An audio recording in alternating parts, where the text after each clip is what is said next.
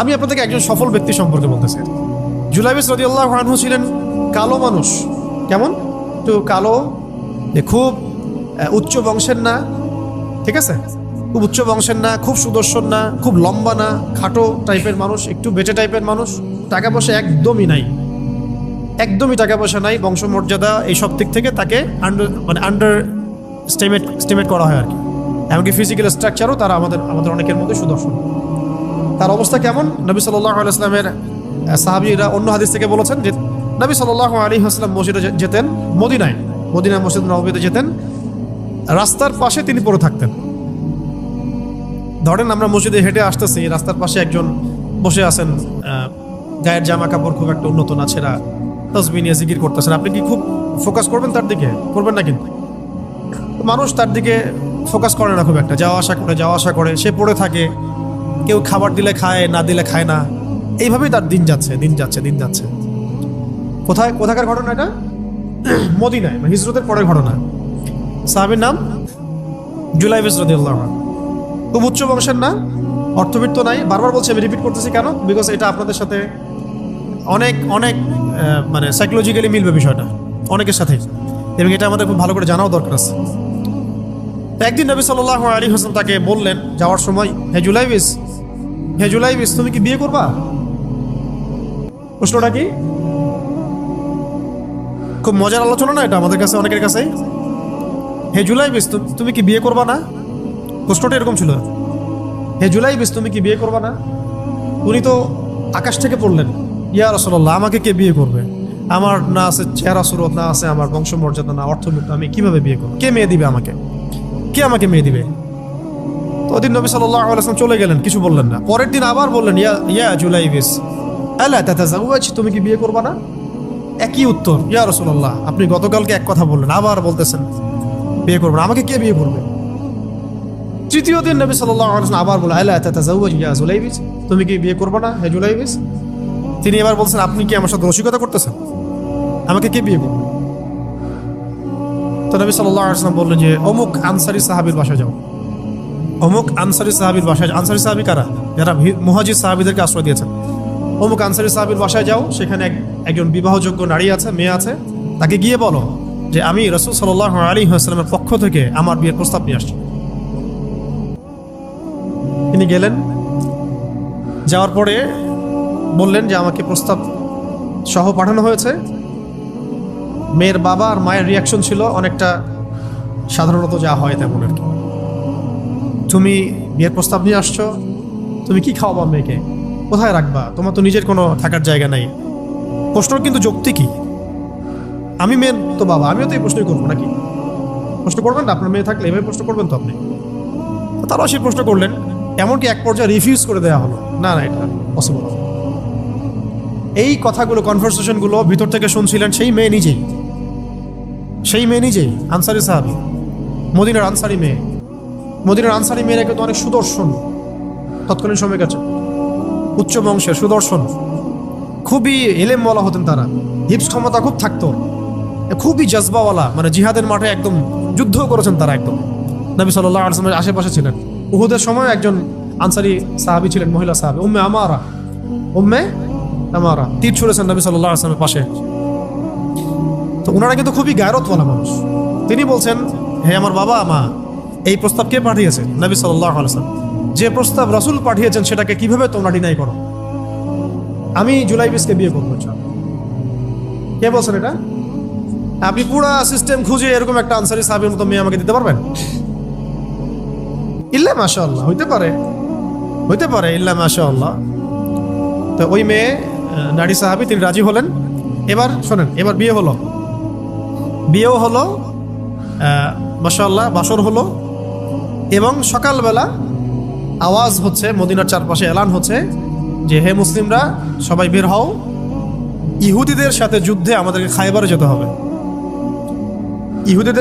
আমাদেরকে খায়বার আক্রমণ করতে হবে। নবী সাল্লাল্লাহু আলাইহি ওয়াসাল্লাম তোমাদেরকে আদেশ করেছেন। এটা কিন্তু হুদাইবিয়া সন্ধির পরের ঘটনা। আর ইহুদিদের সাথে আমাদের বেশ কয়েকটা যুদ্ধ হয়েছে, বনু কুরাইজার সাথে, বনু কাইনুকার সাথে, বনু নাজিরের সাথে, এবং ফাইনালি খাইবারে এদের সাথে।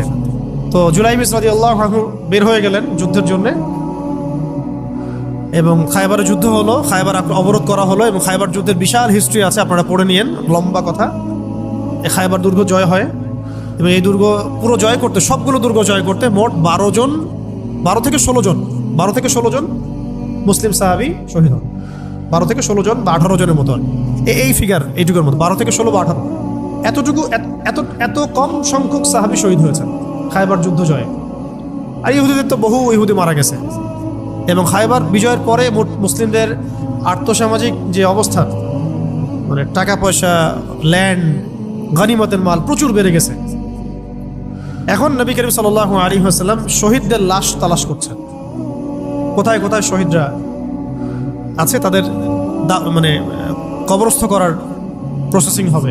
উহুদ যুদ্ধেও তো হয়েছে না, ওই রকমই প্রত্যেকটা যুদ্ধেই তো এটা হতো। লাশগুলো তালাশ করতে করতে করতে করতে করতে একটা কর্নারে গিয়ে তিনি দেখলেন সেখানে জুলাইবিস রাদিয়াল্লাহু আনহুর লাশ পড়ে আছে। কার? জুলাইবিস রাদিয়াল্লাহু আনহুর লাশ পড়ে আছে, যার ব্যাপারে আমি গল্পটা বলছি আর কি। এবং তার গায়ে অসংখ্য তরবারের দাগ, ক্ষতবিক্ষত অবস্থা, এবং তার আশেপাশে মোট 1 2 3 4 5 6 7 8 9 জন ইহুদির লাশ পড়ে আছে। ছোট সাহাবী, বলেছি আকৃতিতে ছোট, খুব উঁচু বংশের না, অর্থ সম্পদ কম, দেখতে সুন্দর না। গতকাল বিয়ে করেছেন, কেউ তাকে বিয়ে দিতে যাচ্ছিল না। তার এক পাশে কয়জন ইহুদির লাশ, তার পাশে মোট 9 জন ইহুদির লাশ পড়ে আছে, মাঝখানে তার লাশ ক্ষতবিক্ষত অবস্থায়। এই অংশটুকু আপনারা পড়ে নিয়েন, পড়লে আরো ভালো ফিল করবেন, একা একা পড়লে আরো ভালো ফিল করবেন। নবী সাল্লাল্লাহু আলাইহি ওয়াসাল্লাম নিজে তার কাছে গেলেন। হাদিসের মধ্যে আসছে, সিরাতের কিতাবের মধ্যে আসছে, নবী সাল্লাল্লাহু আলাইহি ওয়াসাল্লাম নিজে তার কাছে গেলেন। যাওয়ার পরে তার যে মাথা, সেই মাথার পাশে নবী সাল্লাল্লাহু আলাইহি ওয়াসাল্লাম বসলেন। বসার পরে নিজের হাতে জুলাইবিস রাদিয়াল্লাহু আনহুর চেহারা থেকে এরকম করে ধুলাবালিগুলো সরানো, নবী সাল্লাল্লাহু আলাইহি ওয়াসাল্লাম তার গা থেকে রক্তগুলো আমাদের নবী সাল্লাল্লাহু আলাইহি ওয়াসাল্লাম মুছলেন, আদর করলেন, চুলগুলো ঝাড়লেন। দৃশ্যটা চিন্তা করেন, তার চুলগুলো তিনি ঝাড়তেছেন, চেহারা থেকে রক্তগুলো মুছতেছেন। কে? নবী সাল্লাল্লাহু আলাইহি ওয়াসাল্লাম তার চেহারা ধুলাবালিগুলো মুছতেছেন। নিজের এই পায়ের মধ্যে, উরুর মধ্যে তার মাথাটাকে নিয়ে এসে রাখলেন নবী সাল্লাল্লাহু আলাইহি ওয়াসাল্লাম। রাখার পরে এইভাবে আদর করতেছেন। আর এরপর উপরের দিকে তাকালেন, তার জন্য তো দোয়া করলেন, উপরের দিকে তাকালেন, তাকে চোখ নামাই নিলেন। সাহাবা একরাম তো আশেপাশে আছেন অনেকেই, বললেন যে ইয়া রাসূলুল্লাহ, আপনি এমনটা কেন করলেন, চোখ নামাই নিলেন কেন? তখন তিনি বললেন যে আমি দেখলাম যে জান্নাতের হুরদের মধ্যে অসংখ্য হুর ছুটে আসতেছে, কে জুলাইবিসকে আগে বরণ করবে তার জন্য। তিনি নিজে কাঁদলেন, জুলাইবিসের জন্য নিজে কাঁদলেন, নিজের হাতে তাকে এইভাবে উঠালেন। তিনি ছোট মানুষ ছিলেন। এরপর 2 হাত দিয়ে তাকে উঠাই নিজের হাতে তাকে দাফন করলেন। দাফন করার পর তিনি বললেন, ইয়া জুলাইবিস, হে জুলাইবিস, আনতা মিন্নি ওয়া আনা মিনক, তুমি আমার অংশ, আমি তোমার। হে জুলাইবিস, তুমি আমার, আমি তোমার। হে জুলাইবিস, তুমি আমার, আমি তোমার। এই কথাটা বললেন কে? নবী সাল্লাল্লাহু আলাইহি ওয়াসাল্লাম। এখন আপনাদেরকে আমি সাফল্যের মানদণ্ড কিভাবে বোঝাবো? এর বাইরে কোনো ভাষা নেই আমার কাছে। সাফল্য বলতে কি বোঝান? এই সিস্টেম সাফল্য বলতে কি বোঝায়? এই ওয়ার্ল্ড অর্ডারটা সাফল্য বলতে কি বোঝায়? এই বস্তুবাদী জগৎটা আমাদেরকে সাফল্য বলতে আসলে কি বোঝায়? সাফল্য বলতে বোঝাচ্ছে ঈমান। সাফল্য হলো ঈমান, বিশুদ্ধ আকীদা, বিশুদ্ধ আমল, আল্লাহর আনুগত্য, রাসূলের আনুগত্য, দুনিয়ার জীবনে মুসাফিরের মতো থাকা, যতটুকু প্রয়োজন ততটুকু সন্তুষ্ট থাকা, একজন নেককার স্ত্রী, সুসন্তান সন্ততি, আদর্শ একটা পরিবার, হালাল একটা রিজিক, বাস। ইসলামের জন্য দাওয়াত, তাবলীগ, মেহনত, দিন প্রতিষ্ঠার চেষ্টা, প্রয়োজনীয় জিহাদ, প্রয়োজনীয় শাহাদাত। আর কি আছে সাফল্য বলতে? এরকম সাহাবী একজন নয়, কিন্তু এক একজন সাহাবী সম্পর্কে এক একটা করে কথা বলা যাবে। হানজালা রাদিয়াল্লাহু আনহুর নাম শুনছেন? হানজালা রাদিয়াল্লাহু আনহু, তিনিও বিয়ে করেছেন একদিন। তার পরের দিন সকালে উহুদের যুদ্ধে গিয়েছেন। 70টা আঘাত সহ্য করেছেন, বলা হচ্ছে কিতাবের মধ্যে 70-80টা আঘাত তার দেহে ছিল। শহীদ হয়েছেন। উহুদ যুদ্ধে যখন সাহাবীদেরকে দাফন করা হচ্ছে, তখন তিনি নবী সাল্লাল্লাহু আলাইহি ওয়াসাল্লাম দেখলেন হানজালা রাদিয়াল্লাহু আনহুর লাশটা ভেসে আছে, বাতাসে ভেসে আছে, এবং লাশ থেকে পানি ঝরতেছে। সাহাবীরা জিজ্ঞাসা করলেন, ইয়া রাসূলুল্লাহ, এটা কেমন, এটা কিভাবে হচ্ছে? তখন নবীজি বললেন যে হানজালা গত রাতে বিয়ে করেছে, গোসল করার সময় পায় নাই, সে সকালবেলা চলে আসে যুদ্ধের মাঠে, ফেরেশতারা তাকে গোসল দিচ্ছে, এটার পানি পড়ছে, আমরা দেখতে পাচ্ছি। সাফল্যের সংজ্ঞা আসলে কি? আল্লাহ পাক আমাদেরকে আসলে দুনিয়ার হাকিকত বোঝার তৌফিক দান। কিছু কিছু আইডিওলজি আছে যেটা আপনার ভিতর চলে আসলে বাকি সব ঠিক হয়ে যাবে।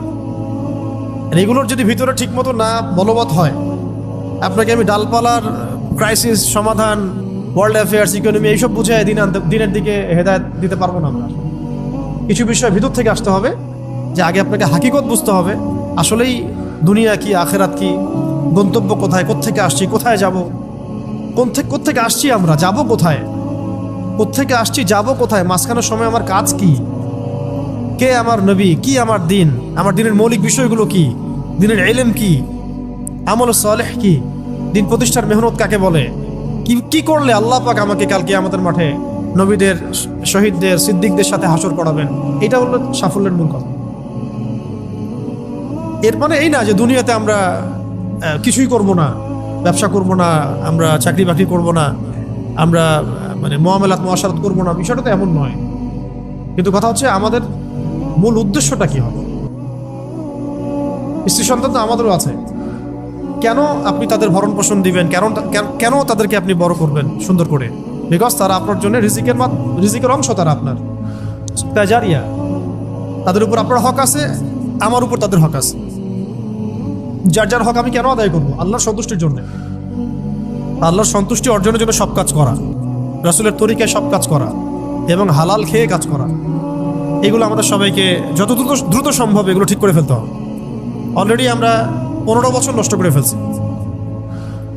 এখন থেকে যদি স্টার্ট করে আপনি আরো 10 বছর পড়াশোনা করেন এবং দিনের জন্য কাজ করতে থাকেন, 10 বছর পরে আপনি নিজেই ফিল করবেন যে যদি কাশ আমি আরো 10 বছর আগে থেকে শুরু করতাম।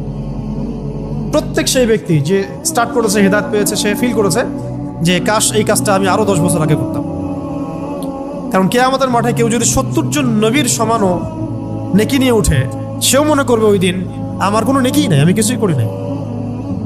আমাদের উম্মতের মুহাম্মদ সাল্লাল্লাহু আলাইহি ওয়াসাল্লামের কাছে কোরআন আসার পরে কিয়ামত পর্যন্ত যত ঘটনা ঘটবে, এই পুরো ঘটনার ইতিহাসের প্রথম শহীদ হচ্ছেন এই সুমাইয়া রাদিয়াল্লাহু আনহা। সুমাইয়া রাদিয়াল্লাহু আনহা একজন দাসী, দাস প্রথা ছিল তখন না, দাসী। তিনি, তার স্বামীর নাম ইয়াসির রাদিয়াল্লাহু আনহু, তার সন্তানের নাম আম্মার রাদিয়াল্লাহু আনহু। তারা তিনজনই ইসলাম কবুল করেছেন। আর আবু জেহেল, আবু লাহাব, উতবা সাহেবার যে দারুন নাদওয়া, মানে ওই সময়কার কাফেরদের পার্লামেন্ট, এখনকার অনেকটা ওই ইয়ার মতো আর কি, বুঝে নেন, কাফেরদের পার্লামেন্ট, ওটার নাম কি? দারুন নাদওয়া। বলেন দারুন নাদওয়া। এটা ছিল ওই মক্কার আবু জেহেলের পার্লামেন্ট, মক্কার আবু জেহেলের পার্লামেন্ট, নাম কি? দারুন নাদওয়া। ওখানে সব কিছুর এই শয়তানিগুলার মোজাকারা হইতো আর কি, কথা বুঝতে পারছেন? এখনও কিন্তু দারুন নাদওয়া আছে বিশ্বে, আছে না? এখনকার একটা আধুনিক দারুন নাদওয়া, ঠিক আছে? তো ওইখান থেকে মানে বিল পাস হচ্ছে যে এদেরকে এখন অত্যাচার করতে হবে, নির্যাতন করতে হবে। তো সুমাইয়া রাদিয়াল্লাহু আনহাকে একেবারে শুইয়ে দিয়ে পিটাতে পিটাতে রোদের মধ্যে একদিকে মারা হচ্ছে, আরেকদিকে বলা হচ্ছে যে মুহাম্মদ সাল্লাল্লাহু আলাইহি ওয়াসাল্লামের এই দিনটাকে অস্বীকার করতে হবে। একটু ধৈর্য ধরেন, জাস্ট অল্প কিছু সময়, আমি শেষ করে দিচ্ছি। যে মুহাম্মদ সাল্লাল্লাহু আলাইহি ওয়াসাল্লামের এই দিনটাকে অস্বীকার করতে হবে, না হলে তোমাকে হত্যা করবে। সে তো কোনোভাবেই দিন ছাড়তে রাজি নয়। শেষমেশ আবু জেহেল তাকে টিটকারি মেরে বলছিল যে বুঝেছি তুমি আসলে মুহাম্মাদের দিনের স্বার্থে না, বরং মুহাম্মদ সাল্লাল্লাহু আলাইহি ওয়াসাল্লামের সৌন্দর্য দেখে তার মনে হয় আকর্ষণে দিন কবুল করছে। এই কথাটা বলার সাথে সাথে সুমাইয়া রাদিয়াল্লাহু আনহা এক তীব্র একটা প্রতিবাদ করেছেন, একটা গালি দিয়েছেন, খবিসের বাচ্চা, খবিস, নষ্ট মানুষের সন্তান, নষ্ট, এরকম একটা শব্দ আছে না আমাদের সমাজে, এরকম একটা মারাত্মক, মানে শক্ত একটা কথা বলে ফেলছে ওই সিচুয়েশনে। তো এইটা আবু জেহেলের তখন মানে ইজ্জতে লেগে গেছে। তো সে পাশে থাকা একজন ওর মানে সহকারী, তার হাতে একটা বর্ষা ছিল, ওই বর্ষাটা নিয়ে সুমাইয়া রাদিয়াল্লাহু আনহার তলপেট, লজ্জাস্থানের উপরের অংশে বরাবর একেবারে গেঁথে দিয়েছে, এবং এটাতে ফিনকি দিয়ে রক্ত ছোটা শুরু হয়েছে, এবং এতেই তার শাহাদাত হয়ে গেছে। ইসলামের ইতিহাসে আমাদের উম্মতের মুহাম্মদ সাল্লাল্লাহু আলাইহি ওয়াসাল্লামের কাছে কোরআন আসার পরে কিয়ামত পর্যন্ত যত ঘটনা ঘটবে, এই পুরো ঘটনার ইতিহাসের প্রথম শহীদ হচ্ছেন এই সুমাইয়া রাদিয়াল্লাহু আনহা। সর্বপ্রথম রক্ত দিয়ে দিন কায়েমের, রক্ত দিয়ে দিন প্রতিষ্ঠার এই মহাকাব্য রচনা করে গেছেন সুমাইয়া রাদিয়াল্লাহু আনহা। তারা কি দুনিয়ার কোনো স্বার্থে রক্ত দিয়েছিলেন? হ্যাঁ, তারা কি উপদেষ্টা হওয়ার জন্য রক্ত দিয়েছিলেন? তারা কি কোনো রাষ্ট্র ক্ষমতা পাওয়ার জন্য রক্ত দিয়েছিলেন? গনিমত পাওয়ার জন্য? শুধু এক আল্লাহকে রাজি খুশি করার জন্য তারা এই কাজগুলো করেছে। পরবর্তীতে আল্লাহ পাক তাদেরকে গনিমতও দিয়েছেন, রাষ্ট্রও দিয়েছেন, রাষ্ট্র ক্ষমতাও দিয়েছেন, সবই দিয়েছেন। তাদের কারো উদ্দেশ্য ছিল না, তাদের উদ্দেশ্য ছিল দিন প্রতিষ্ঠা করা, দিনকে প্রচার করা, প্রতিষ্ঠা করা, মানুষের মাঝখানে ছড়িয়ে দেওয়া আল্লাহর কালিমা লা ইলাহা ইল্লাল্লাহ মুহাম্মাদুর রাসূলুল্লাহ প্রতিষ্ঠা করা। আমাদের এই অভ্যুত্থানগুলা, বিপ্লবগুলোর যেন নিয়াত ঠিক থাকে, কথাটা বলার উদ্দেশ্য এটা। অপোজিটে একটা দলিল আপনাকে দিয়ে যাচ্ছে আজকে। খায়বার যুদ্ধ থেকে ফেরার সময় নবী সাল্লাল্লাহু আলাইহি ওয়াসাল্লামের সাথে আরেকটা যুদ্ধ হয়ে গেছে। ইহুদিরা লুকায় ছিল, ওতপেতে ছিল, দূর থেকে তীর নিক্ষেপ করেছে। নবী সাল্লাল্লাহু আলাইহি ওয়াসাল্লাম এবং সাহাবীরা এটাকে প্রোটেক্ট করেছেন। একদিন দুই দিন ওখানে থাকতে হয়েছে। এর মধ্যে একটা তীর এসে আল্লাহ নবী সাল্লাল্লাহু আলাইহি ওয়াসাল্লামের এই যে একটা খাদেম, সম্ভবত তার নাম মিদআম, কি নাম, এই মিদআমের বুকে এসে লাগে এবং সে মারা যায়। সাহাবীরা বলতে থাকেন যে সে কত সৌভাগ্যবান, নবীর খাদেম ছিল, শহীদ হয়ে গেল। নবীজি বলছেন না, লা, বরং আমি ওকে জাহান্নামে দেখতেছি, নাউযুবিল্লাহ।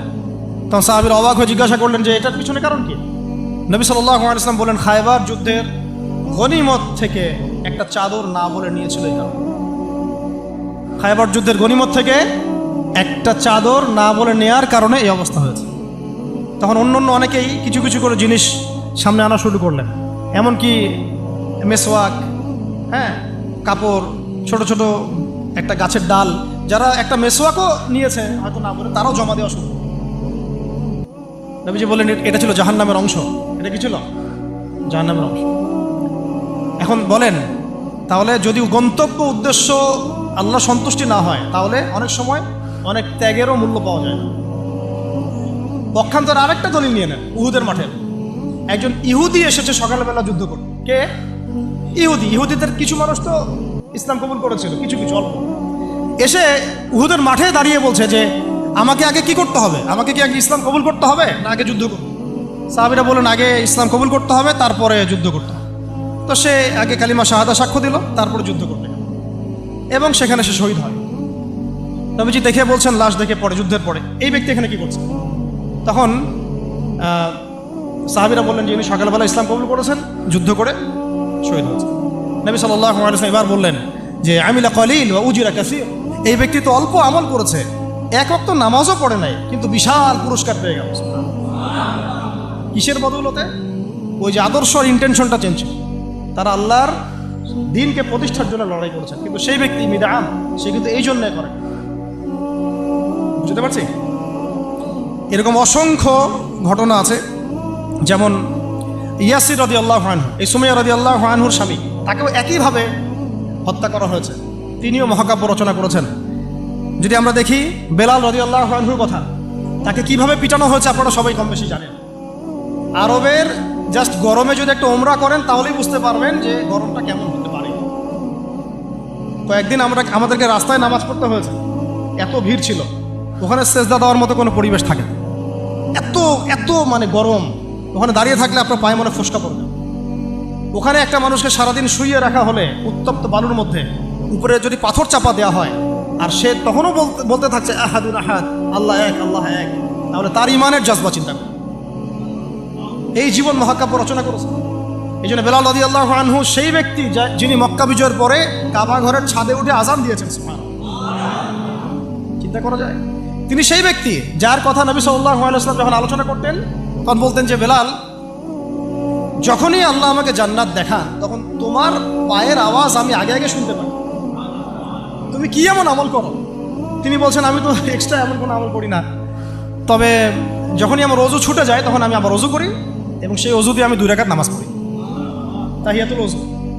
এটা আমরা আমল করার চেষ্টা করবো। আল্লাহ পাক আমাকে তৌফিক দান করেন, আপনাদেরকে তৌফিক দান করেন। উহুদ যুদ্ধ চলছে, শুরু হবে যুদ্ধ, সবাই শুনছে। ঠিক সেই সময় একজন সাহাবী হানজালা রাদিয়াল্লাহু আনহু সত্য বিয়ে করেছেন, বাসর করেছেন গত রাতে, ফরজ গোসল করার সময় পান নাই, যুদ্ধের ডাক এসেছে, চলে গেছেন এবং যুদ্ধ করতে করতে তিনি শহীদ হয়েছেন। যুদ্ধের পরে তার লাশটাকে দেখা গেল যে সেই লাশটা মাটি থেকে শূন্যে ভেসে আছে এবং লাশ থেকে পানি ঝরে পড়তেছে। নবীজি বললেন যে সাল্লাল্লাহু আলাইহি ওয়াসাল্লাম যে ফেরেশতারা তাকে গোসল দিচ্ছে। এটাও মহাকাব্য, এগুলো মহাকাব্য, রচনা করে যাওয়া মহাকাব্য। তো হানজালা রাদিয়াল্লাহু আনহুর এই ঘটনাটা আপনারা পড়বেন। এরপরে অনেক আছে, আমি বলতে থাকলে অনেক সময় চলে যাবে। হামজা রাদিয়াল্লাহু আনহু নাম শুনেছেন?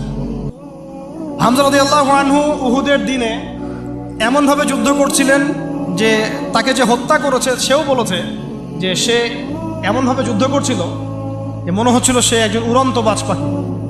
সামন থেকে আমি তাকে আঘাত করার কোনো সুযোগ পাই নাই, পিছন থেকে পাথরের পিছন থেকে তাকে আমি দূর থেকে একটা বর্ষা নিক্ষেপ করেছিলাম, এই বর্ষা গিয়ে তার নাভির নিচে গিয়ে লাগে, পিছন দিয়ে বের হয়ে যায়।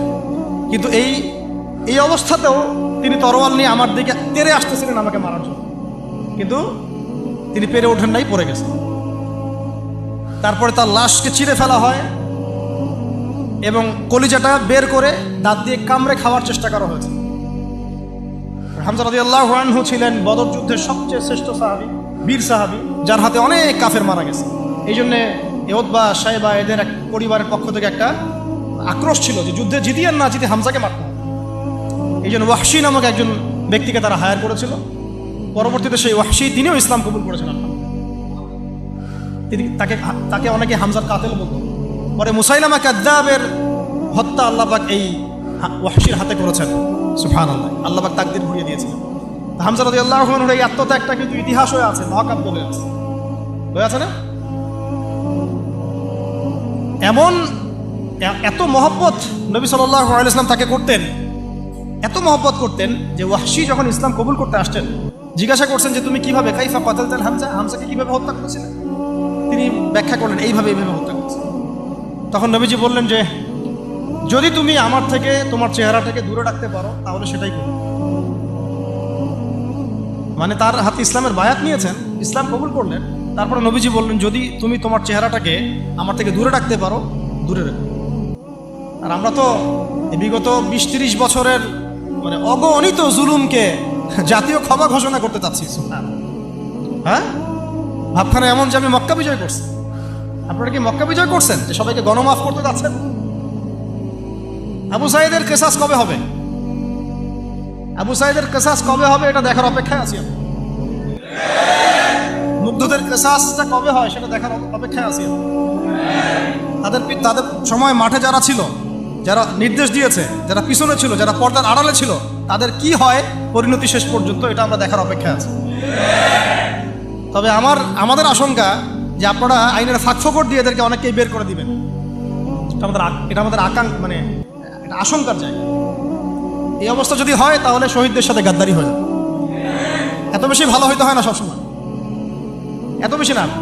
জালেমকে তার শাস্তি দিতে হবেই, আইনের একদম সুশাসন নিশ্চিত করতে হবে। না হলে দেখবেন এরা যদি পার পেয়ে যায়, এরা অন্য সুরতে এসে আবার জুলুম করবে না, কোনো গ্যারেন্টি নেই, কোনো গ্যারেন্টি নেই। আপনাদেরকে একটা কথা বলে রাখি, বদর যুদ্ধের সময় 70 জন বন্দী হয়েছিল, মনে আছে? এই বন্দীদের ব্যাপারে কি করা হবে, মাশওয়ারা হচ্ছে, অনেকের অনেক মত। এখানে ওমর ইবনুল খাত্তাবের একটা মত ছিল, নাম তো শুনেছেন। ওমর রাদিয়াল্লাহু আনহুর মত হচ্ছে ইয়া রাসূলুল্লাহ সবগুলাকে হত্যা করতে হবে। কেন? আল্লাহ পাক বলেছেন নূহ আলাইহিস সালামের কণ্ঠে, রব্বি লা তাযার আলাল আরদি মিনাল কাফিরিনা দাইয়ারা ইন্নাকা ইন তাযারহুম ইউদিল্লু ইবাদাক ওয়া লা ইয়ালিদু ইল্লা ফাজিরুন কাফার। আল্লাহ তুমি এই জমিনের মধ্যে, নূহ আলাইহিস সালাম এই দোয়াটা করেছিলেন, আল্লাহ তুমি এই জমিনের মধ্যে একটা কাফেরকে অবশিষ্ট রেখো না। এটা ওই সময়কার কথা বলছে, যখন মহাপ্লাবন আসবে তার আগের কথা। তিনি 950 বছর দাওয়াত দিয়েছিলেন। দাওয়াত দিয়ে যখন এই অবস্থা, 40 জন মানুষ ইসলাম কবুল করছে আর কি, তখন তিনি এই দোয়াটা করতে বাধ্য হয়েছিলেন এবং আল্লাহ পাক সেই দোয়া কবুলও করেছিলেন, সবাইকে সমূলে ধ্বংস করেছিলেন। তো ওমর রাদিয়াল্লাহু আনহু বলছেন ইয়া রাসূলুল্লাহ বদরের এই বন্দীদের ব্যাপারে আমার মাশওয়ারা হচ্ছে এটা, মুক্তিপণের দরকার নাই।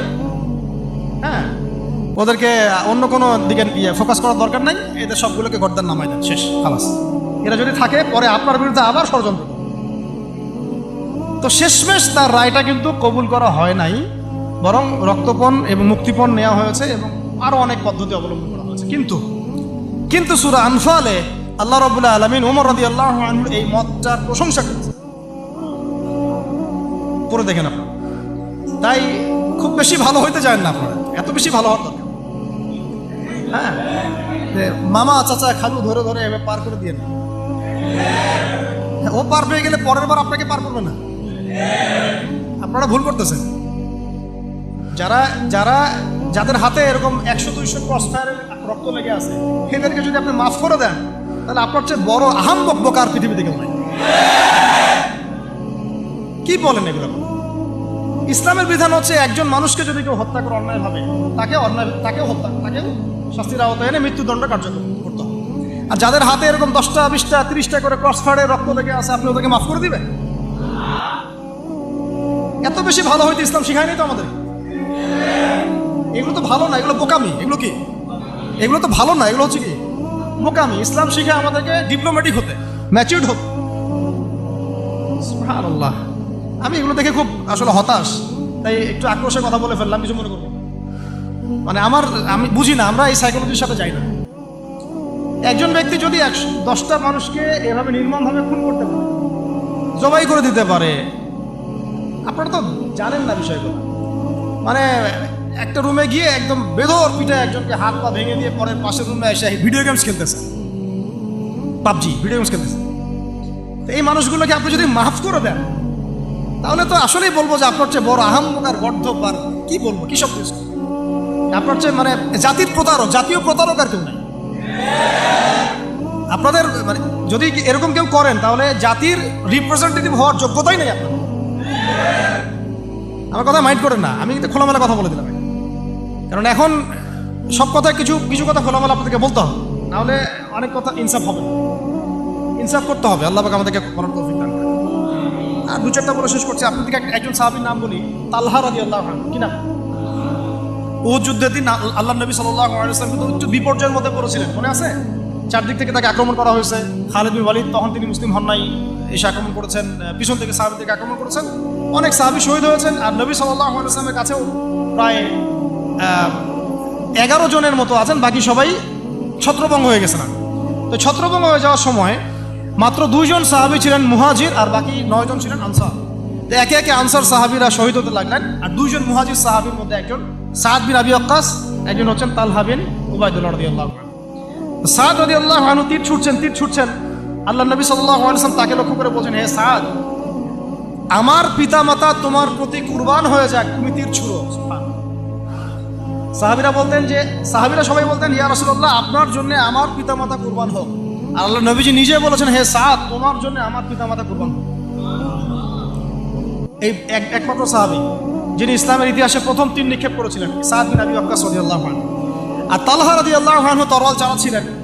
বলা হচ্ছে, ইতিহাসের পাতায় এসেছে, সিরাতের পাতায় এসেছে যে তার গায়ে, মানে তালহা রাদিয়াল্লাহু আনহুর গায়ে তখন প্রায় 40 থেকে 50টা আঘাতের চিহ্ন লেগেছে, বর্ষার তীরের তরোয়াল।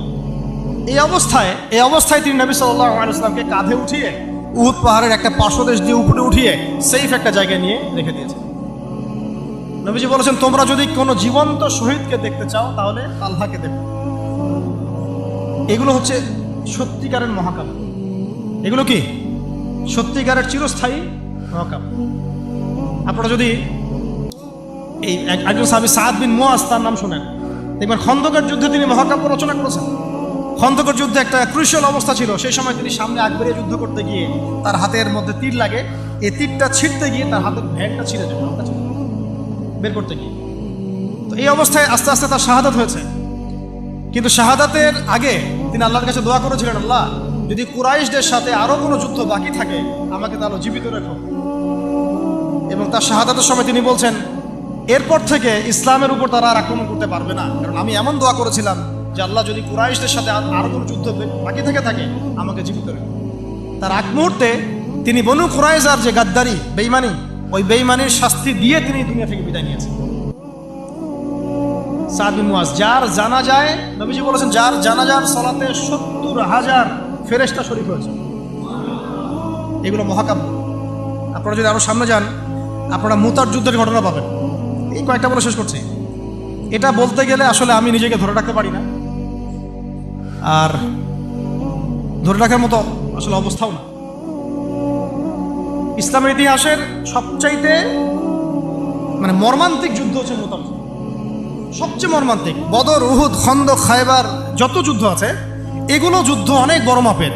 মুতার যুদ্ধের প্রেক্ষাপট এবং সিচুয়েশনটা সম্পূর্ণ ডিফারেন্ট। এখানে আপনাদেরকে আমি তিনজন শ্রেষ্ঠ বীরের মহাকাব্য শোনাচ্ছি। কয়জন? তিনজন শ্রেষ্ঠ বীর পুরুষের মহাকাব্য। নবী সাল্লাল্লাহু আলাইহি ওয়াসাল্লাম একজন সাহাবীকে পাঠালেন, তার নাম হচ্ছে হারিস বিন উবাইদা। কি নাম বলেন? হারিস বিন উবাইদা, তুমি এই চিঠিটা নিয়ে যাও। এটা তো মদিনা রাষ্ট্র কায়েম হওয়ার পরের কথা, একদম নবম হিজরতের 8ম বছরের দিকের কথা আর কি। তখন ততদিন হুদাইবিয়ার সন্ধিও হয়ে গেছে এবং কাজা উমরা আদায় হয়ে গেছে এবং খায়বার যুদ্ধ জয় হয়ে গেছে। খায়বারের পরের কথা এটা, যে হারিস বিন উবাইদা, তুমি এই চিঠিটা নিয়ে যাও, ওই রোমকদের কাছে যাও। তখন তো সুপার পাওয়ার দুইটা, রোমানরা এবং পার্সিয়ানরা। তো এখনকার ওই যে এই কন্টিনেন্টের ন্যাটো আর ওই কন্টিনেন্টের চায়না রাশিয়ার মতো, যেতে পারতেছে। তো সে গেল ওখানে। সুরাহবিল আল গাসসানি একজন শাসক ছিলেন ওইখানকার সিরিয়ার। তো সে ওই চিঠিটা দেখে বলতেছে যে আচ্ছা ঠিক আছে, বসো, দেখি কি করা যায়। চিঠিতে লিখে আছে ইসলাম কবুল করেন, আল্লাহ পাক শান্তি বর্ষণ করবেন, তাসলিম তাসলিম। যে নবী সাল্লাল্লাহু আলাইহি ওয়াসাল্লাম চিঠি আছে না একটা রাষ্ট্রপ্রধানদের কাছে, সে চিঠি পড়ে উদ্ধত আচরণ। আমি এখানকার আমির, আমাকে ওই মক্কার মেষপালকরা চিঠি পাঠায়? কে চিঠি নিয়ে আসছে? যে হারিস বিন উবাইদা। আচ্ছা, ওকে বসাবো। হারিস বিন উবাইদা রাদিয়াল্লাহু আনহুকে রাষ্ট্রদূত, কিন্তু তিনি রাষ্ট্রদূতকে তারা নির্মমভাবে হত্যা করল। কথা বুঝতে পারছেন? এবার নবী সাল্লাল্লাহু আলাইহি ওয়াসাল্লামের কাছে খবর যখন আসছে রাষ্ট্রদূতকে হত্যা করেছে, আমার সাহাবীকে। কয়জন সাহাবীকে হত্যা করেছে? 10 জন, 20 জন, 100 জন? একজন সাহাবীকে হত্যা করার প্রতিশোধ নেওয়ার জন্য নবী সাল্লাল্লাহু আলাইহি ওয়াসাল্লাম 3000 বাহিনীর একটা জিহাদি কাফেলা তৈরি করলেন। 3000 বাহিনী কাফেলায় তিনি নিজে নেতৃত্ব না দিয়ে বললেন যে এই কাফেলার নেতৃত্ব দিবে আমার প্রিয় ভাজন, তাকে তার পালক পুত্র বলা হতো একসময়, যায়েদ ইবনে হারেসা রাদিয়াল্লাহু আনহু। কোন যায়েদ? তায়েফের সফরের সঙ্গী, তায়েফের সফরের একজন সাহাবী তার সাথে ছিলেন, তার নাম যায়েদ ইবনে হারেসা। যখন তায়েফবাসী নবীজিকে মারছিলেন, যায়েদ ইবনে হারেসা রাদিয়াল্লাহু আনহু তার বুক দিয়ে নবীকে জড়ায় ধরেছিলেন যে আমার গায়ে আঘাত লাগুক, তার গায়ে না লাগুক। এই সাহাবী যায়েদ ইবনে হারেসা রাদিয়াল্লাহু আনহু। এটা বলতে গেলে আসলে আমি নিজেকে ধরে রাখতে পারি না। ইসলামের ইতিহাসের সবচাইতে মর্মান্তিক যুদ্ধ হচ্ছে মুতার যুদ্ধ। সবচেয়ে মর্মান্তিক। বদর, উহুদ, খন্দক, খায়বার যত যুদ্ধ আছে এগুলো যুদ্ধ অনেক বড় মাপের। মুতার যুদ্ধের প্রেক্ষাপট এবং সিচুয়েশনটা সম্পূর্ণ ডিফারেন্ট। এখানে আপনাদেরকে আমি তিনজন শ্রেষ্ঠ বীরের মহাকাব্য শোনাচ্ছি। কয়জন? তিনজন শ্রেষ্ঠ বীর পুরুষের মহাকাব্য। নবী সাল্লাল্লাহু আলাইহি ওয়াসাল্লাম একজন সাহাবীকে পাঠালেন, তার নাম হচ্ছে হারিস বিন উবাইদা। কি নাম বলেন? হারিস বিন উবাইদা, তুমি এই চিঠিটা নিয়ে যাও। এটা তো মদিনা রাষ্ট্র কায়েম হওয়ার পরের কথা, একদম নবম হিজরতের 8ম বছরের দিকের কথা আর কি। তখন ততদিন হুদাইবিয়ার সন্ধিও হয়ে গেছে এবং কাজা উমরা আদায় হয়ে গেছে এবং খায়বার যুদ্ধ জয় হয়ে গেছে। খায়বারের পরের কথা এটা, যে হারিস বিন উবাইদা, তুমি এই চিঠিটা নিয়ে যাও, ওই রোমকদের কাছে যাও। তখন তো সুপার পাওয়ার দুইটা, রোমানরা এবং পার্সিয়ানরা। তো এখনকার ওই যে এই কন্টিনেন্টের ন্যাটো আর ওই কন্টিনেন্টের চায়না রাশিয়ার মতো, যেতে পারতেছে। তো সে গেল ওখানে। সুরাহবিল আল গাসসানি একজন শাসক ছিলেন ওইখানকার সিরিয়ার। তো সে ওই চিঠিটা দেখে বলতেছে যে আচ্ছা ঠিক আছে, বসো, দেখি কি করা যায়। চিঠিতে লিখে আছে ইসলাম কবুল করেন, আল্লাহ পাক শান্তি বর্ষণ করবেন, তাসলিম তাসলিম। যে নবী সাল্লাল্লাহু আলাইহি ওয়াসাল্লাম চিঠি আছে না একটা রাষ্ট্রপ্রধানদের কাছে, সে চিঠি পড়ে উদ্ধত আচরণ। আমি এখানকার আমির, আমাকে ওই মক্কার মেষপালকরা চিঠি পাঠায়? কে চিঠি নিয়ে আসছে? যে হারিস বিন উবাইদা। আচ্ছা, ওকে বসাবো। হারিস বিন উবাইদা রাদিয়াল্লাহু আনহুকে রাষ্ট্রদূত, কিন্তু তিনি রাষ্ট্রদূতকে তারা নির্মমভাবে হত্যা করল। কথা বুঝতে পারছেন? এবার নবী সাল্লাল্লাহু আলাইহি ওয়াসাল্লামের কাছে খবর যখন আসছে রাষ্ট্রদূতকে হত্যা করেছে, আমার সাহাবীকে। কয়জন সাহাবীকে হত্যা করেছে? 10 জন, 20 জন, 100 জন? একজন সাহাবীকে হত্যা করার প্রতিশোধ নেওয়ার জন্য নবী সাল্লাল্লাহু আলাইহি ওয়াসাল্লাম 3000 বাহিনীর একটা জিহাদি কাফেলা তৈরি করলেন। 3000 বাহিনী কাফেলায় তিনি নিজে নেতৃত্ব না দিয়ে বললেন যে এই কাফেলার নেতৃত্ব দিবে আমার প্রিয় ভাজন, তাকে তার পালক পুত্র বলা হতো এক সময়, যায়েদ ইবনে হারেসা রাদিয়াল্লাহু আনহু। কোন যায়েদ? তায়েফের সফরের সঙ্গী, তায়েফের সফরের একজন সাহাবী তার সাথে ছিলেন, তার নাম যায়েদ ইবনে হারেসা। যখন তায়েফবাসী নবীজিকে মারছিলেন, যায়েদ ইবনে হারেসা রাদিয়াল্লাহু আনহু তার বুক দিয়ে নবীকে জড়ায় ধরেছিলেন যে আমার গায়ে আঘাত লাগুক, তার গায়ে না লাগুক। এই সাহাবী যায়েদ ইবনে হারেসা রাদিয়াল্লাহু আনহু তাকে পতাকা দিয়ে বললেন, এই মোতার যুদ্ধের আমির হচ্ছে যায়েদ ইবনে হারেসা।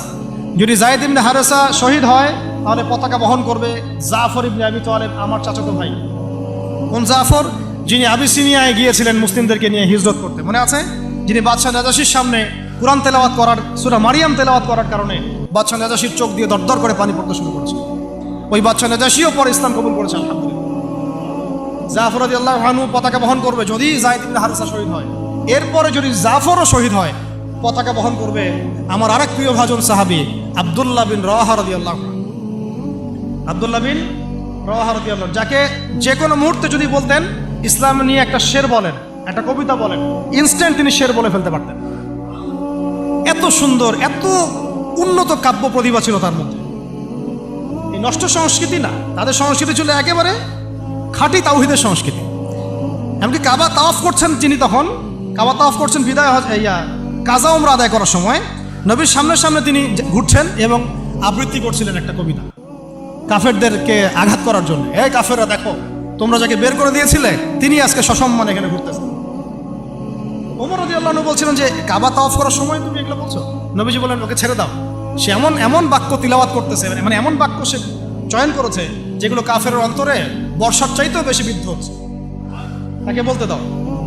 এই হলো আব্দুল্লাহ বিন রাওয়াহা রাদিয়াল্লাহু আনহু, নবীজির অত্যন্ত প্রিয় ভাজন সাহাবী।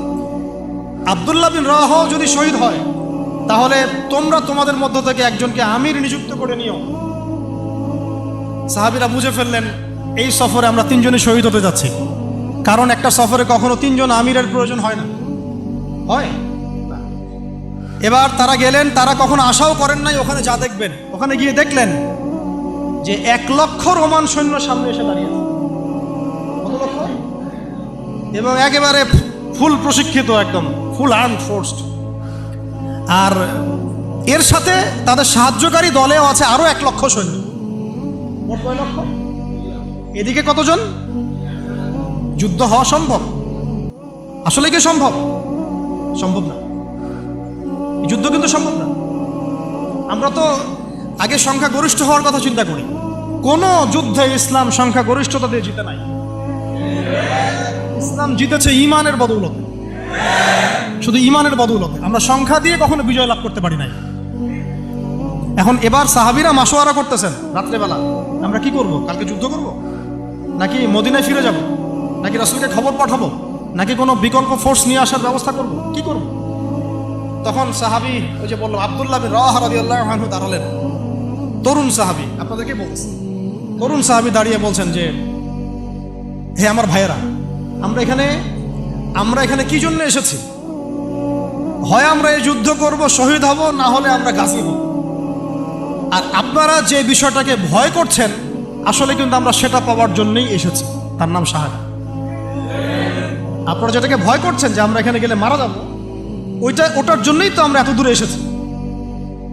আমরা গাজী হই অথবা শহীদই হই, আমাদের জন্য আজর আল্লাহর কাছে লেখা থাকে। তো তার এই মানে এমন ইমানদীপ্ত ছিল ভাষণটা, আমি তো ওটা বলতে পারলাম না, আরবিতে তিনি বলেছেন।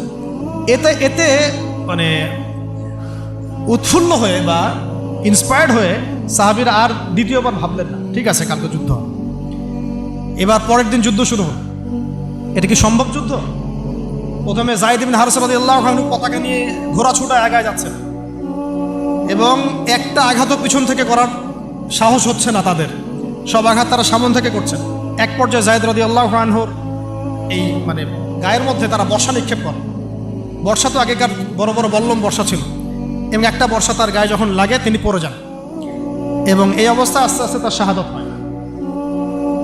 পতাকা পড়তে দেন নাই, পতাকা নিয়ে নিয়েছেন জাফর ইবনে আবি তালেব রাদিয়াল্লাহু আনহু হাতে, এবং জাফর রাদিয়াল্লাহু আনহু যুদ্ধ করতে থাকেন, এত বীর বিক্রমে যুদ্ধ করতে থাকেন যে এক পর্যায়ে তিনি তার নিজের কালো এবং লাল ডোরাকাটা ঘোড়া ছিল, সেই ঘোড়ার পা নিজেই কেটে ফেলেন, যে আমার যেন পালিয়ে যাওয়ার মন না উঠে গেল, তারা যেন আমার ঘোড়া ইউজ করতে না পারে।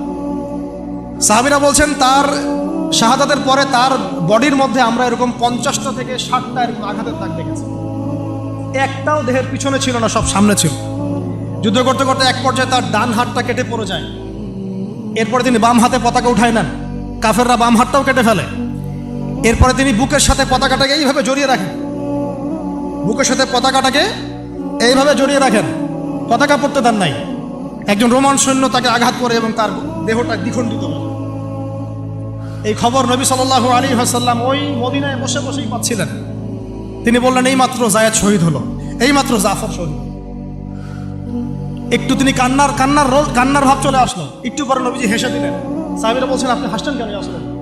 তিনি বলছেন যে জাফর এর ডান হাত প্রথমে কেটে গেছে, তারপর বাম হাত কেটে গেছে। আল্লাহ রাব্বুল আলামিন তাকে এই দুইটা কাটা হাতের বিনিময়ে জান্নাতে দুইটা বড় বড় পাখা দিয়েছে। এইটা দিয়ে তিনি জান্নাতে ঘুরে বেড়াচ্ছেন আর ফল খাচ্ছেন। তার নাম হয়ে গেল জাফর আত-তাইয়ার, জাফর আত-তাইয়ার, পাখাওয়ালা। এরপরে পতাকা হাতে নিলেন সেই আব্দুল্লাহ বিন রাওয়াহা রাদিয়াল্লাহু আনহু। তিনিও তো বীর বিক্রমে যুদ্ধ করতে লাগলেন। এক পর্যায়ে তিনি একটু কান্না করেছিলেন। সাহাবীরা বলছেন, আপনি কি ভয় কান্না করতেছেন? জি না, আমি ভয় কান্না করছি না, বরং কোরআনের একটা আয়াত আমার মাথায় আসছে বলে আমি কান্না করছি। সে আয়াতটা ছিল সূরা মারিয়ামের মধ্যে, ওয়াইম মিনকুম ইল্লা ওয়ারিদুহা কানা আলা রাব্বিকা হাতমান মাকদিয়া। একটা আয়াত আছে কোরআনে, সূরা মারিয়াম। এটা হচ্ছে আপনার রবের একেবারে একটা চিরনির্ধারিত একটা বিষয়, যে তোমাদের সবাইকে, আবার বলছি, ওয়াইম মিনকুম ইল্লা ওয়ারিদুহা কানা আলা রাব্বিকা হাতমান মাকদিয়া, মানে তোমাদের সবাইকেই আবশ্যিকভাবে, ম্যান্ডেটরিভাবে এই জান্নাত জাহান্নামের উপর অবস্থিত এই পুলসিরাত পার হতেই হবে। এটা তোমার রবের একটা প্রাচীন একটা মানে স্টেটমেন্ট, এটা তোমাকে করতেই হবে, সবাইকে করতে হবে। এই আয়াতটা মনে হয় আমার কান্না আসতেছে। একজন তাকে একটা হাড্ডিওয়ালা গোশত এনে দিয়েছিল, তিনি সেই গোশতটা খাওয়ার জন্যে চেষ্টা করছিলেন, পরে একটা কামড় দিয়ে ফেলে দিয়েছেন। তারপরে তিনি ছুটলেন যুদ্ধ করার জন্যে, এবং ওই সময় একটা কবিতা আবৃত্তি করেছে, হে আমার মন, তোমার নফস হয়তো চাচ্ছে, তুমি হয়তো চাচ্ছ এখান থেকে পালিয়ে যাওয়ার জন্য, জেনে রাখো সামনে তুমি যা দেখছো এর পিছনেই আছে জান্নাত। শেষমেশ কি জীবন দেখেন, কি ব্যক্তিত্ব, কি ক্যারেক্টার, কেমন গায়রত, কেমন ইজ্জত, কেমন সম্মান, কি জীবন। এরপরে তিনিও শহীদ হলেন, পতাকা হাতে তুলে নিলেন আল্লাহর বীর খালেদ বিন ওয়ালিদ রাদিয়াল্লাহু, তাকে পতাকা দেওয়া হল। তিনি কিন্তু নতুন মুসলিম হয়েছেন। উহুদের যুদ্ধের যে ক্রাইসিস, এটা কিন্তু তার হাতে। কাজা ওমরা আদায় করতে গিয়ে নবীজি চিঠি লিখে দিয়েছেন, ছোট্ট করে একজনে তারা লিখিয়েছেন যে খালিদকে চিঠিটা পৌঁছে দিও। ওখানে লেখা আছে, খালিদ তুমি যদি কাফেরদের পক্ষ অবলম্বন না করে মুসলিমদের পক্ষ নিতা কতই না। ঠিক আছে, এই একটা লেখা, একটা চিঠি খালিদ রাদিয়াল্লাহু আনহু একবারে কলিজাটা কাঁপায় ফেলছে। তিনি মক্কা থেকে মদিনায় গিয়ে নিজে ইসলাম কবুল করে আসছেন, এবং নবী সাল্লাল্লাহু আলাইহি ওয়াসাল্লাম তাকে কিন্তু আন্ডারস্টিমেট করেন নাই। তার হাতে উল্টা তরোয়াল উঠাই দিয়ে বলছেন যে আজকে থেকে এই তরোয়াল তোমার, এবং তোমার নাম হচ্ছে সাইফুল্লাহ, তুমি আল্লাহর তরবারি। এরপর থেকে তিনি প্রায় 80-90টা যুদ্ধ করেছেন, সবগুলোতে জয়লাভ করেছেন। ওই খালিদ রাদিয়াল্লাহু আনহু পতাকা তুলে নেন মোতার যুদ্ধে। তারপরে সিরাতের মধ্যে আসছে, তিনি বলছেন নিজের ভাষায় যে ওই দিন আমার হাতে 9টা তরোয়াল ভেঙে গেছে। যুদ্ধ করতে করতে করতে করতে ওই দিন আমার হাতে 9টা তরোয়াল ভেঙে গেছে। তিনি ছিলেন যুদ্ধ কৌশল অত্যন্ত পারদর্শী, হুটে হাটে কোনো কাজ করতেন, অনেক পারদর্শী। তিনি ডানের সৈন্যকে বামে নিয়ে আসছেন, বামেরটাকে ডানে নিয়ে গেছেন, সামনেটাকে পিছনে নিয়ে আসছেন, পিছনেটাকে সামনে নিয়েছেন। বর্ষা যারা ছিল তাদেরকে পিছনে নিয়ে আসছেন, তীরন্দাজদেরকে সামনে দিয়েছেন, মানে ওদেরকে ভেবা চাকা খাওয়াই দিয়েছেন, যে ওরা মনে করতেছে এরা মনে হয় অনেক, হ্যাঁ এরা মনে হয় আরো বিকল্প ফোর্স নিয়ে আসছে মনে হয়। ওরা আস্তে আস্তে পিছনের দিকে যাওয়া শুরু করতেছে, আর এদিকে মুসলিমরা একটু একটু করে সেফ জোনে আসার চেষ্টা করতেছে পিছনে। ওরা ভাবতেছে পিছনে সামনে যদি আগাই হয়তো পিছন থেকে ওরা আরো সৈন্য নিয়ে আসছে, আমাদেরকে আক্রমণ। এই আল্লাহ পাক ভয় চাপাই দিলেন, এরা পালায় চলে গেল। 3000 সৈন্য নিয়ে 2 লক্ষ সৈন্যকে পরাজিত করা হয়েছে। খালিদ রাদিয়াল্লাহু আনহু বললেন, আমার হাতের সেই দিন 9টা তরোয়াল ভেঙেছে, আর শেষমেশ ছোট্ট একটা ইয়েমেনি চাকু দিয়ে আমি যুদ্ধ করছি। তাহলে চিন্তা করেন কত কাফের মারা গেছে। আর মুসলিমদের মধ্যে মাত্র 12 জন সাহাবী শহীদ হয়েছে। মাত্র 12 জনকে তারা মারতে পারছে, বাকিদেরকে মারতে পারবে। এইগুলো হচ্ছে মহাকাব্য, জাজল্যমান মহাকাব্য। যেগুলো আমাদের এই প্রজন্মকে জানানো উচিত এবং আপনাদের মাথায় থাকা উচিত। প্রত্যেকটা সংগ্রাম, প্রত্যেকটা বিপ্লব, প্রত্যেকটা অভ্যুত্থানের পিছনে যেন থাকে আল্লাহর সন্তুষ্টি, আল্লাহর দিন কায়েমের চেষ্টা, আল্লাহর দিনের খেদমতের চেষ্টা এবং ইনসাফ প্রতিষ্ঠার চেষ্টা, এবং জালেমের বিরুদ্ধে আমাদের অবস্থান সবসময় শক্ত থাকবে ইনশাআল্লাহ। এরকম অনেক ঘটনা আছে, আমি আজকে আর বলার সুযোগ পেলাম না। ইনশাআল্লাহ আরও একদিন আল্লাহ যদি তৌফিক দেন ইনশাআল্লাহ তাআলা আমি আপনাদের সাথে আবার এগুলো নিয়ে সেশন করবো ইনশাআল্লাহ। তো শেষ করার আগে আমি জাস্ট দুই একটা নাম উচ্চারণ করতেছি। সেটা হচ্ছে আমার খুব পছন্দের একজন ব্যক্তিত্ব, ইমাম হুসাইন রাদিয়াল্লাহু আনহু। নাম মনে আছে না? তার কারবালার মাঠের ঘটনা আপনারা জানেন। এগুলো মহাকাব্য। তিনি সপরিবারে নিহত হলেন, শেষ পর্যন্ত কিন্তু আত্মসমর্পণ করেছেন। তিনি প্রস্তাব দিলেন, আমাকে ছেড়ে দাও, আমি মদিনায় চলে যাই, আমাকে ছেড়ে দাও, আমি মক্কায় চলে যাই, ছেড়ে দাও আমাকে, আমি কোনো সীমান্তে চলে যাই, সেখানে জিহাদ করে শহীদ হই। তারা কিন্তু সুযোগ দেয় নাই। আমাকে বলেন, যারা তাকে আক্রমণ করেছিল তারা কি কালিমা পড়া মুসলমান ছিল না? বলেন, তারা কি কাফের ছিল? তাহলে এখন কি ইমাম হোসেন যে এখানে প্রতিবাদ করলেন, হাতে অস্ত্র উঠিয়ে নিয়ে যুদ্ধ করে শেষ পর্যন্ত শহীদ হলেন, তার যুদ্ধটা কি সন্ত্রাসী কর্মকাণ্ড ছিল? ঠিক অনেকে আছে আমাদের সমাজে, তারা মনে করে যে মুসলিমরা যতই পাপ করুক না কেন ওদেরকে কিছুই বলা যাবে না। এমন একটা কনসেপ্ট আমাদের সমাজে আছে, মুসলিম তো, আরে ভাই কালিমা পড়ছে, লা ইলাহা ইল্লাল্লাহ বলছে, তাকে আপনি কেন এইভাবে চার্জ করেন? আরে কালিমা তো আব্দুল্লাহ বিন উবাইও পড়েছিল। আব্দুল্লাহ বিন উবাই কি কালিমা পড়ে নাই? তাহলে কি আপনি তাকে মুমিন বলে গণ্য করবেন? মনে রাখবেন একটা কথা, যাকে তাকে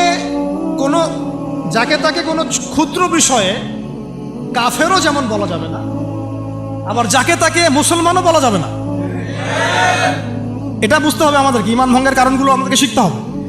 যে যাকে তাকে যেমন আমরা কাফের তাকফির করব না, ঠিক একইভাবে যাকে তাকে মুসলমান, পাক্কা মুসলমানও বলা যাবে না। আল্লাহ পাক আমাদেরকে বোঝার তৌফিক দান করেন।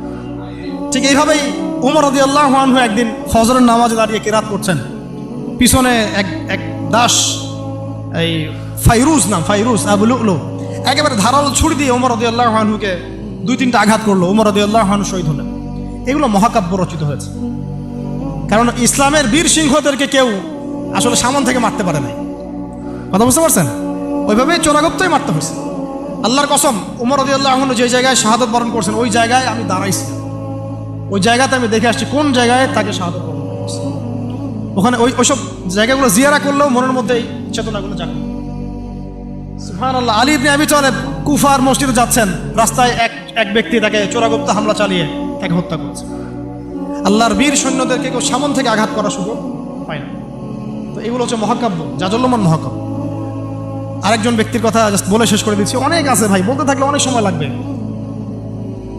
রাজি একটা জায়গার নাম, ওখান থেকে কিছু লোক আসছে, এসে বলছে, ইয়া রাসূলুল্লাহ, আপনি আপনার কিছু সাহাবীকে পাঠান, আমরা ইসলাম কবুল করব। ট্র্যাপ। আপনারা কেউ ভালো করে খেয়াল রাখবেন এগুলা, যে কেউ যখন তখন যাই বলবে হ্যাঁ হ্যাঁ করতে যাবেন না। মানুষের কথার পিছনে, ওদের কাজের পিছনে উদ্দেশ্য বোঝার চেষ্টা করবেন, ঠিক আছে? সবসময় কিন্তু আবেগে ভাসতে হবে না। আমরা কিন্তু এই জায়গায় ভুল করতেছি, অনেক ভুল হচ্ছে মাঝখানে। আমরা বিনয়ের সাথেই তাদেরকে বলবো যে ওলামায়ে কিরামদের সাথে মাশওয়ারা করে সিদ্ধান্ত নিতে, তাহলে ইনশাল্লাহ ভুলটা কম হবে ইনশাল্লাহ, ঠিক আছে? তো নবীজি 10 জনকে পাঠালেন, তারা দাওয়াত তো কবুল করেই নাই। হঠাৎ রাজি নামক জায়গায় তাদেরকে ঘিরে ফেললো, ঘিরে ফিরে 3 নিক্ষেপ করে 10 জন সাহাবী 7 জনকে শহীদ করে ফেলল। ট্র্যাপে। মানে এমনও আছে যে ওয়াজ মাহফিলে ডেকে মানুষ অনেক আলেমদেরকে মানে খারাপ কিছু করে ফেলেছে, এরকম হিস্ট্রি আছে। তো সতর্ক থাকতে হবে, সতর্ক থাকার চেষ্টা করে। এখন 3 জন সাহাবী যুদ্ধ চালিয়ে যাচ্ছেন, তার মধ্যে একজন হচ্ছেন খুবাইব রাদিয়াল্লাহু আনহু। কি নাম বলেন? খুবাইব রাদিয়াল্লাহু আনহু। খুবাইব রাদিয়াল্লাহু আনহুকে এক পর্যায়ে মানে আর কতক্ষণ পারা যায়, 100 জন ঘিরে ফেলছে, আমরা 10 জন, 7 জন শহীদ হয়ে গেছে, 3 জন বাকি আছে, কতক্ষণ পারা যায়? তো তারা বললো যে তোমরা পাহাড় থেকে নেমে আসো, তোমাদেরকে ছেড়ে দিব। 3 জন মাশওয়ারা করছেন, না নামা যাবেন, নামলে কিন্তু ওরা আমাকে ধরে ফেলবে। তারপরে বাধ্য হয়ে এক পর্যায়ে নামতে হয়েছে। নামার সাথে সাথেই একজনকে তারা মেরে ফেলছে, বাকি 2 জনকে তারা মক্কায় বিক্রি করে দিয়েছে। ওই মক্কার 2 জনের মধ্যে একজন হচ্ছেন খুবাইব রাদিয়াল্লাহু আনহু। কি নাম? খুবাইব রাদিয়াল্লাহু আনহু। আরেকজন নাম আসিম রাদিয়াল্লাহু আনহু। আসিম রাদিয়াল্লাহু আনহুকেও তারা হত্যা করেছে এবং তার লাশটাকে বিকৃত করার চেষ্টা করেছিল। কিন্তু আসিম রাদিয়াল্লাহু আনহু ওই সময় দোয়া করেছিলেন, আল্লাহ আমার লাশকে কোনো কাফের হাতে বিকৃত হতে তুমি দিও না। যুদ্ধ করতে করতে কথাটা বলেছেন, কারণ তিনি বুঝতে পারছেন যে 100 জন ঘিরে ফেলছে, ওদের একটা ট্রেডিশন ছিল লাশ বিকৃত করা। যে আল্লাহ আমার লাশটাকে তুমি কোনো কাফেরের হাতে বিকৃত করতে দিও না।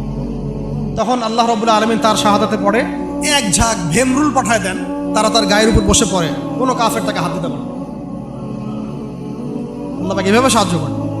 আর এদিকে খুবাইব রাদিয়াল্লাহু আনহুকে বিক্রি করে দেওয়া হলো মক্কায়, তাকে জেলখানায় রাখা হচ্ছে। তো খুবাইব রাদিয়াল্লাহু আনহু জেলখানায় বসে আছেন, এটা একটু শুনেন আপনারা।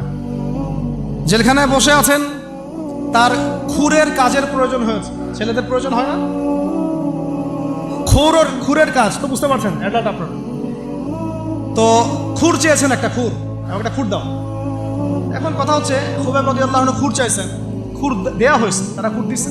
তো খুর কাজ শেষ করার পরে ওই কাফেরদের একটা বাচ্চা, ছোট বাচ্চা, তো দৌড়াদৌড়ি করতে গিয়ে ওই জেলখানার ভিতর ঢুকে গেছে, খুবাইব রাদিয়াল্লাহু আনহুর কাছে চলে আসছে। তো খুবাইব রাদিয়াল্লাহু আনহু কিন্তু পারতেন তাকে জিম্মি করে ওখান থেকে বের হইতে, তাই না? তিনি কোলে বসে আদর করতেছেন বাচ্চাটা, যার বাচ্চা সে তো আতঙ্কে, এইবার তো অবস্থা খারাপ, আমার বাচ্চাকে মেরে ফেলে তো সমস্যা হবে। তো খুবাইব রাদিয়াল্লাহু আনহু তাকে ছেড়ে দিলেন এবং আল্লাহ পাক ওই জেলখানার মধ্যে আল্লাহর পক্ষ থেকে তাকে আঙ্গুর খাওয়ালেন।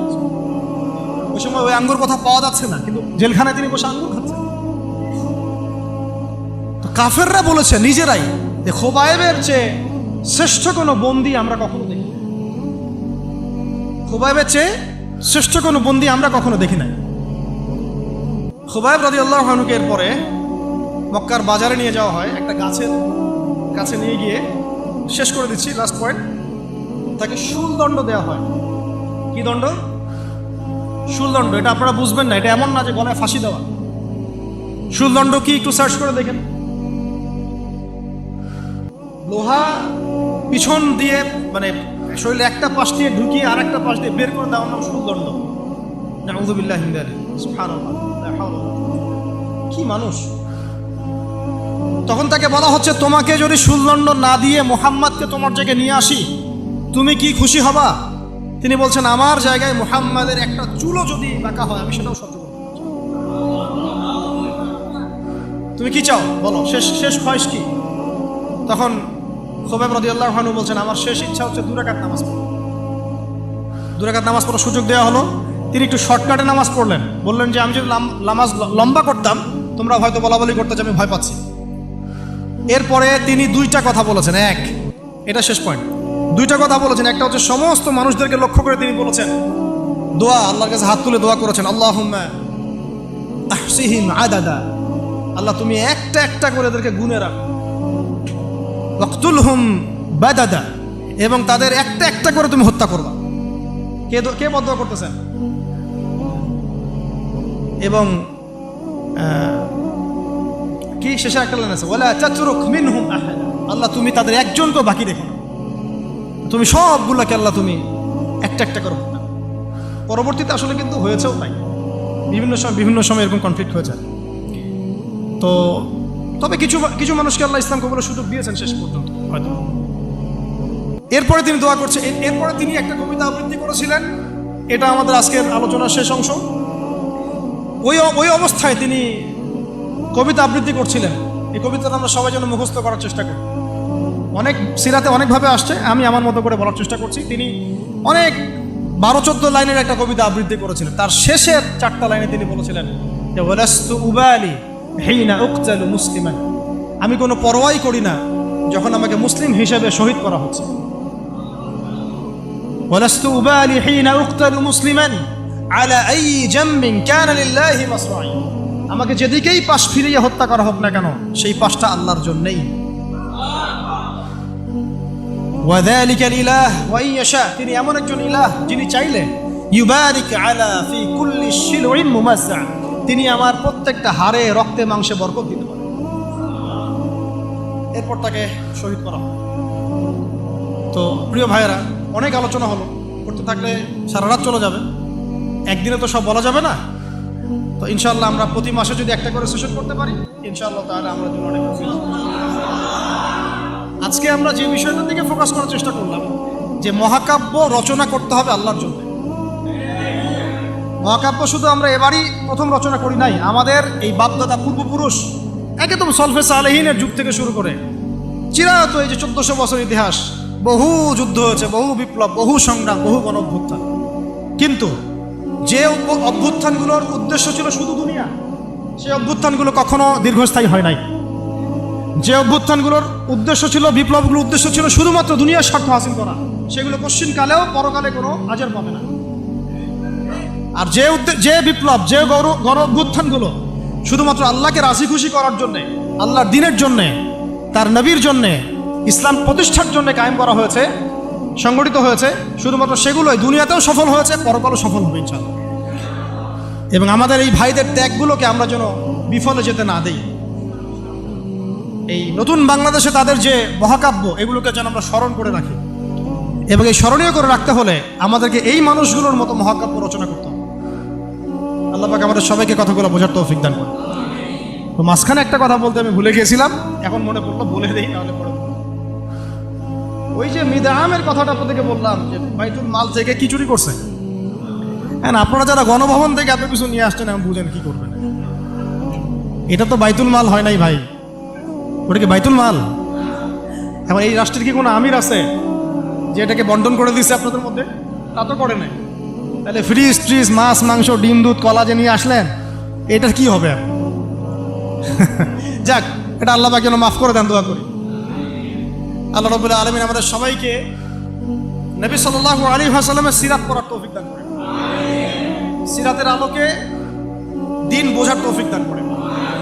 সেই দিন নিজে পালন করব, নিজের পরিবারে কায়েম করব, সেই ইলম অনুযায়ী আমল করব, হালাল খাবো এবং দ্বীনের খেদমত করব।